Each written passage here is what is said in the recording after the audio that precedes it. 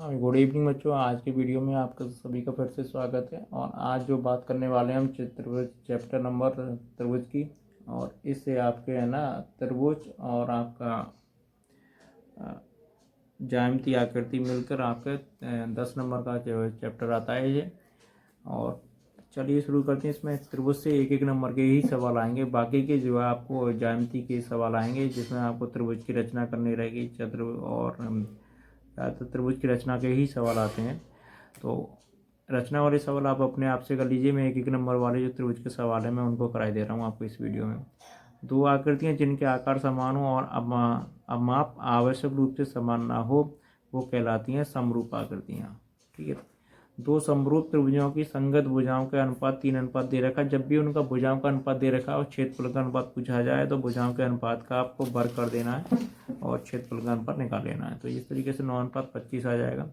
ये कह रहा है यदि एक त्रिभुज की भुजा 3, दूसरे की 4, तीसरे की 5 है तो वह त्रिभुज होगा। देखिए इधर ये क्या, 5 का स्क्वायर बराबर 3 स्क्वायर प्लस 4 स्क्वायर।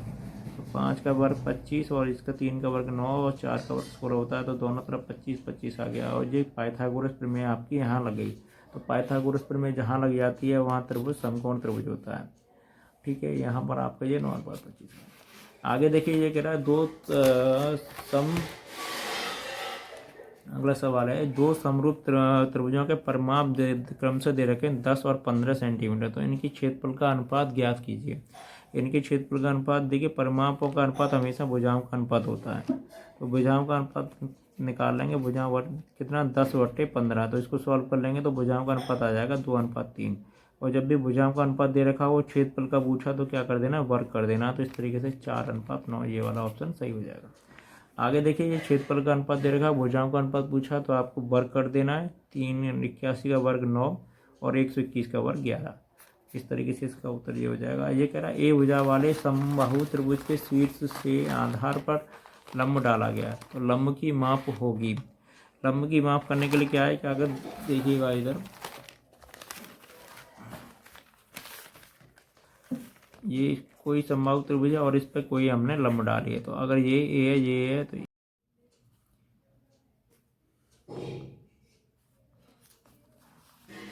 हमें देखिए इधर ये कर्ण दे रखा है, आधार दे रखा है। तो 7.5 को हमने कितना लिख लिया, 15/2 लिख लिया। 4.5 को हमने लिख लिया 9/2। और आगे इसको पाइथागोरस त्रियक से आप कर लेंगे इसको।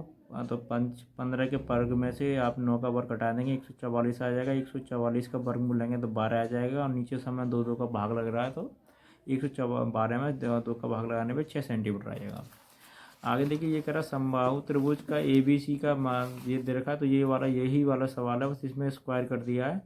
और 3a² / 4 और A की जगह आपको AB रख देना है। सेम वही सवाल है, वही संबंध है। आगे देखिए क्वेश्चन नंबर 9 ये कह रहा है दिए गए चित्र में ABC के आधार और BC के समांतर रेखाखंड पर खींचा गया है। तो DB बराबर 7.2 है, AE बराबर 1.8 है और EC बराबर 5.4 है। तो AD का मान होगा।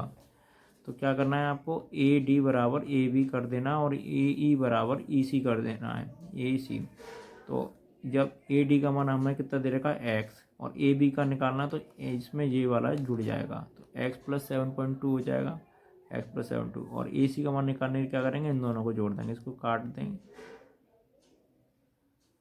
तो ये जो है 1 मिनट, हाँ 5.4 + 8 तो ये यहाँ पर ये आ जाएगा 7.2 और ये आ जाएगा 1/4। 1/4 आते ही 4, यहाँ पर ये हो जाएगा 4x और यहाँ से आपका आ जाएगा कितना 3x।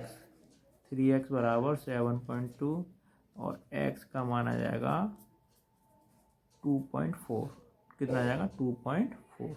इस तरीके से आप इसको सॉल्व कर लेंगे। आगे देखिए एक संभव त्रिभुज की ऊंचाइयों में अनुपात दे रखा है 3 और 4 का। तो क्षेत्रफल में अनुपात, तो अगर ऊंचाइयों का अनुपात दे रखा हो या भुजाओं का अनुपात दे रखा हो बात एक ही है, दोनों का वर्ग कर देना है। तो कितना हो जाएगा 9:16। 9:16 आपका ये ऑप्शन सही है। आगे कह रहा समबाहु त्रिभुज के समकोण त्रिभुज की भुजा का मान दे रखा, तो इसके कर्ण की लंबाई हमेशा a√2 होती है और a का मान दे रखा 5.√2। तो इसमें √2 की में गुणा √2 की करेंगे तो 2 आ जाएगा, इसका उत्तर आ जाएगा 10। आगे देखिएगा क्वेश्चन नंबर ये कह रहा दिए गए चित्र में AD बराबर x + 3 है ये। और डी बी बराबर 3x प्लस 19 है ये वाला मान। आगे ए ई बराबर दे रखा है इन्होंने एक्स और ई सी बराबर देगा 3x प्लस 4। तो डी समांतर है बी सी के, तो एक्स का मान बताइए। ठीक है, इसी की तरह ये वाला सवाल है और आपको इसी की तरह करना है पहले वाले की तरह। तो ए डी बराबर 1/AB और ए ई बराबर ए सी। करना क्या है, x प्लस 3 और x प्लस 3 3x कर देंगे तो 4x प्लस 22। आगे हो जाएगा x प्लस 3x, ये कितना हो जाएगा x प्लस 3x प्लस 4, तो ये हो जाएगा 4x प्लस 4।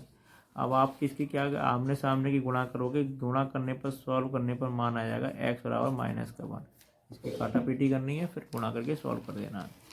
आगे देखिए ये कह रहा है त्रिभुज ए बी सी में दो संभव उत्तरी इस प्रकार है कि जो डी ई भुजा है वो बी सी का क्या है, मध्य बिंदु है। जो डी ई भुजा है वो बी सी का क्या है, मध्य बिंदु है।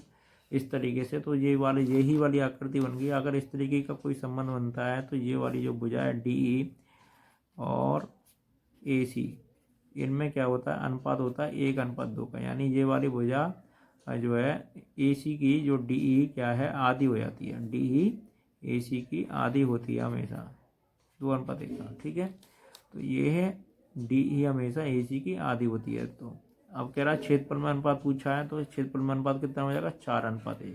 भाई भुजा में अनुपात 2:1 का है, तो क्षेत्रफल में अनुपात कितना हो जाएगा, 4:1 का। आगे देखिए समबाहु त्रिभुज का क्षेत्रफल दे रखा है 20 और ये दे रखा है 45।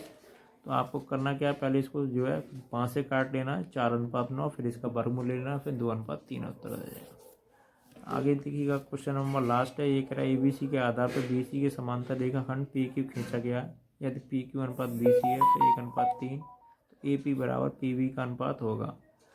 तो अब देखिए इधर A/A अनुपात पी ये वाला, और ये किसके बराबर होगा, इस वाले पूरे के ए बी के, ये वाला पूरे ए सी के। तो ए क्यू अनुपात ए सी के। आगे ये वाला अनुपात किसके बराबर होगा, इस वाले में जाके, तो पी क्यू अनुपात बी सी का। और ये मान हमको दे रखा है 1:3। पूछा क्या था, ये वाला जब ये तीनों चीज़ बराबर होती हैं तो 1:3 ही इसका उत्तर हो जाएगा। इस तरीके से आप जो है इन सवालों को कर सकते हैं। एक एक नंबर वाले सवाल थे बच्चों आपके इस वीडियो में, और इसमें से कोई आपका 4 नंबर में सवाल नहीं आता है, और जो सवाल आता है वो रचना का आता है। तो आप लोग रचना वाले सवाल खुद से कर लीजिएगा। मिलते हैं अगले वीडियो में एक नए टॉपिक के साथ। तब तक आप अपनी अच्छी तैयारी करते रहिए। ठीक है, धन्यवाद।